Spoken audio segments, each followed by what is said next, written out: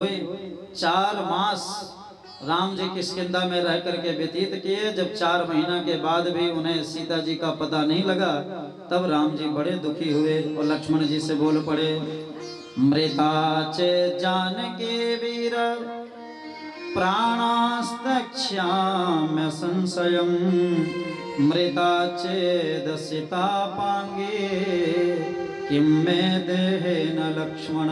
हे लक्ष्मण, 4 महीने बीत गए और सीता का कहीं पता नहीं लगा। अगर सीता नहीं मिली तो मैं भी अपने प्राण त्याग दूंगा। मैं बिना सीता के यहाँ से अवध वापस नहीं जा सकता, और तुम भी मेरे साथ आकर के बहुत बड़ी गलती कर दिया। जब राम जी बहुत विह्वल हुए तब लक्ष्मण जी ने वहां पर उन्हें सांत्वना प्रदान की, भैया आप घबराइए मत, सीता मैया मिल जाएंगे। जब राम जी बहुत दुखी हुए तब उसी क्षण नारद जी महाराज का वहां पर आगमन हुआ। बोलो नारद भगवान की। जैसे नारद जी महाराज प्रकट हुए बीणा लेकर के हरि नाम संकीर्तन करते हुए, श्रीमन नारायण नारायण नारायण, श्रीमन नारायण नारायण नारायण, श्रीमन नारायण नारायण नारायण, श्रीमन नारायण नारायण नारायण, लक्ष्मी नारायण नारायण नारायण, लक्ष्मी नारायण नारायण नारायण, लक्ष्मी नारायण नारायण नारायण, लक्ष्मी नारायण नारायण नारायण, यज्ञ नारायण नारायण नारायण, यज्ञ नारायण नारायण नारायण, राम नारायण नारायण नारायण, राम नारायण नारायण नारायण। बोल राजा रामचंद्र की। नारद जी का जैसे प्राकट्य हुआ तो राम जी बड़े गदगद हो गए। पवेष्टम तदा रामं सानुजं दुःखमासनं मानसं, पप्रच्छ नारदः प्रीत्या कुशलं मुनिसत्तमः। जब नारद जी ने श्री राम लक्ष्मण जी को शोकाकुल देखा, शोक संतप्त देखा, तो बोल पड़े, कथम राघव शोकार्तो यथा वै प्राकृतो नरः। हे राम जी, हे राघव, आप साधारण मनुष्य की तरह क्यों शोक कर रहे हैं? हरेतां सीतां च जानामि रावणेन दुरात्मना। अरे आप तो सब जानते हो कि सीता का हरण किसने किया। आप तो सारा खेल संकल्प मात्र से रावण का वध कर सकते हो। आप दुखी मत होइए, हम समझ रहे हैं कि आप मानव लीला कर रहे हैं। अगर आप सीता जी को सोच करके रो रहे हो कि सीता जी कहाँ होंगी, कैसे होंगी, खा पी रही होंगी नहीं, भूखी प्यासी होंगी, तो ये चिंता आप त्याग दीजिए, क्योंकि मैं आपको सत्य वचन बता रहा हूँ। साक्षात देवराज इंद्र कामधेनु का दुग्ध पान अभी करा करके सीता मैया को आए हैं। इसलिए सीता मैया ने कामधेनु गाय का दुग्ध पान कर ली हैं। अब उन्हें भूख प्यास की कोई चिंता नहीं है। अब आपके ही वो भजन में लगी हुई है। कामधेनु पयः पात्रे, ये बड़ी गुप्त बात है। कृत्वा मघवता स्वयं पानार्थं प्रेषितं तस्या पीतं चैवामृतं तथा। नारद जी ने कहा, महाराज मैंने अपने आंखों से देखा है, इंद्र कामधेनु गौ माता का दुग्ध लेकर के पात्र में गए और सीता मैया को पान कराया, और उस गौ माता के दुग्धामृत का पान करके अब वो भूख प्यास से निवृत्त हो चुकी है। इसलिए वो कितने भी साल रहे उन्हें भूख प्यास लगने वाली नहीं। अच्छा देखिए, किसी ने एक बार प्रश्न किया कि महाराज ये कामधेनु गाय कैसे होती है?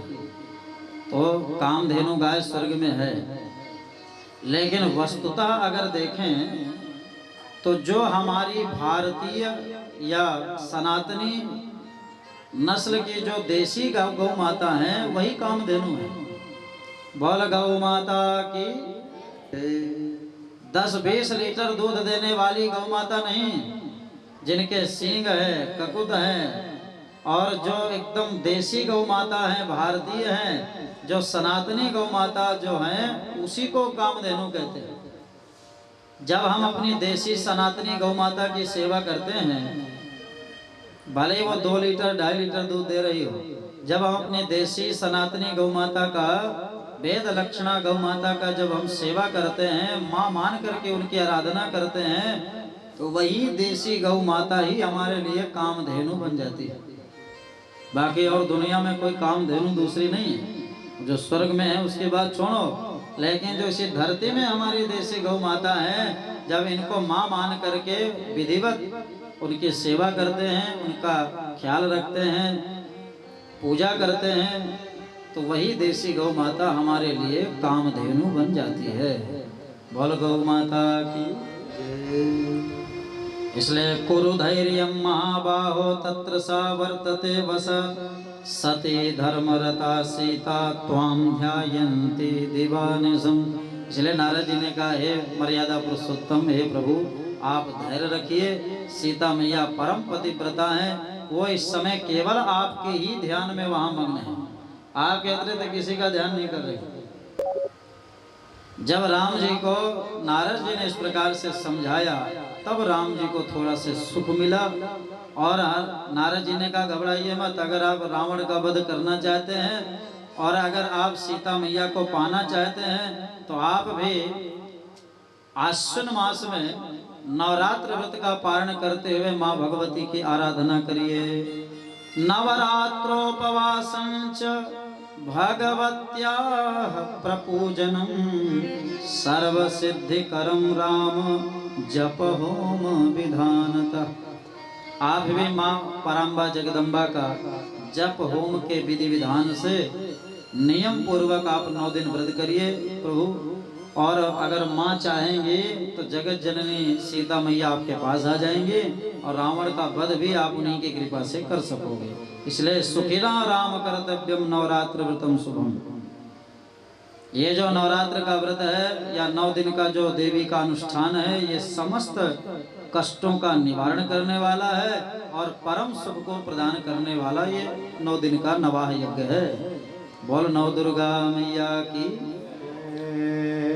राम जी ने कहा कि नारद जी बात तो ठीक है, लेकिन यहाँ आचार्य कौन होगा? भाई पंडित भी तो होना चाहिए। तो नारद जी ने कहा राम जी आप चिंता मत करो, अरे इतने आपके चेला हैं, ये सब व्यवस्था कर देंगे, और आचार्य मैं स्वयं आपका बनूंगा। आचार्यो हम भविष्यामि कर्मण्यस्मिन् महीपते देव कार्य विधानार्थम उत्साहं प्रकरोम्यहम्। नारद जी ने कहा देखिए प्रभु, देव कार्य करने के लिए मैं भी बड़ा उत्साही रहता हूँ। रावण का आप वध करोगे, इससे देवताओं का कल्याण होगा, संसार का कल्याण होगा, सीता मैया की खोज होगी, सीता मैया को आप पाएंगे। इसलिए मैं स्वयं आपका आचार्य बनूंगा। आप दिव्य पीठों का निर्माण करवा करके तैयारियां करिए और मैं आपको देवी की आराधना कराऊंगा। कालांतर में आश्विन का महीना आया और राम जी ने सारी व्यवस्थाएं की और विधिवत नारद जी के सानिध्य में बैठ करके राम जी ने नवरात्र व्रत का पालन किया। और नवरात्र के अंतिम दिन राम जी ने विधिवत माँ भगवती की आराधना करते हुए होम इत्यादि का कार्य संपन्न किया। और ठीक 9वें दिन माँ भगवती ने राम जी को साक्षात प्रकट होकर के दर्शन दिया। बोल दुर्गा मैया की। दुर्गा मैया ने प्रकट होकर के माँ भगवती ने कहा राम जी भविष्यन्ति नर प्रार्थितस्तु सुरैः सर्वे रावणे नाति पीड़ितैः कपयस्ते सहाया वै देवांसा बलवत्तरा।